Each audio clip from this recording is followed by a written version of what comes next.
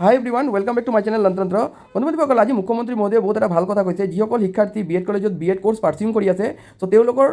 কোৰ্ছটো কৰিবৰ কাৰণে বহুত পইচা লাগে সেইকাৰণে আপকামিং ডেইজত নিযুত মইনা আঁচনি আৰু নিযুত বাবু আঁচনিৰ নিচিনা বি এড কলেজত যিসকল শিক্ষাৰ্থী বি এড কোৰ্ছ পাৰ্চুইং কৰি আছে তেওঁলোকক কৈছে মান্থলি এটা পইচা এটা দিব আৰু এইটো বহুত ভাল কথা ইয়াৰ লগে লগে মই আপোনালোকক এটা কথা কওঁ যে অসমত বি এড কলেজৰ পৰিমাণো বহুত কম আছে সকলো শিক্ষাৰ্থী বি এড কৰিবৰ কাৰণে নোৱাৰে বিকজ ইউনিভাৰ্চিটি আৰু কেইটামান প্ৰাইভেট বি এড কলেজো আছে আৰু প্ৰাইভেট বি এড কলেজত বহুত বেছি পইচা লাগে সেইকাৰণে মুখ্যমন্ত্ৰী মহোদয়ক আমি অনুৰোধ কৰিব লাগে আৰু এইটো ভিডিঅ'ৰ মাধ্যমে আমি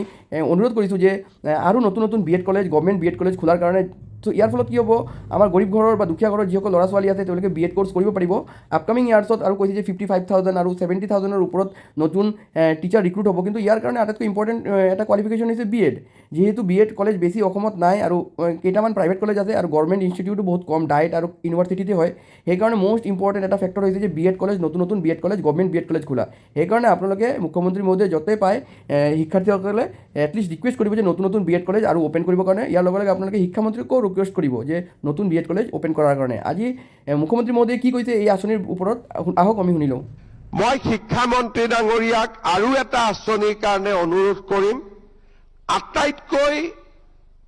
পইচাৰ প্ৰয়োজন আমাৰ যিসকলে বি এড পৰীক্ষা বি এডত এডমিশ্যন লৈছে কলেজবিলাকত বি এডৰ কাৰণে বহুত পইচা দিব লাগে দুখীয়া ঘৰৰ ল'ৰা ছোৱালীয়ে বি এডত এডমিশ্যন পৰা নাই গতিকে বি এড ষ্টুডেণ্টৰ কাৰণে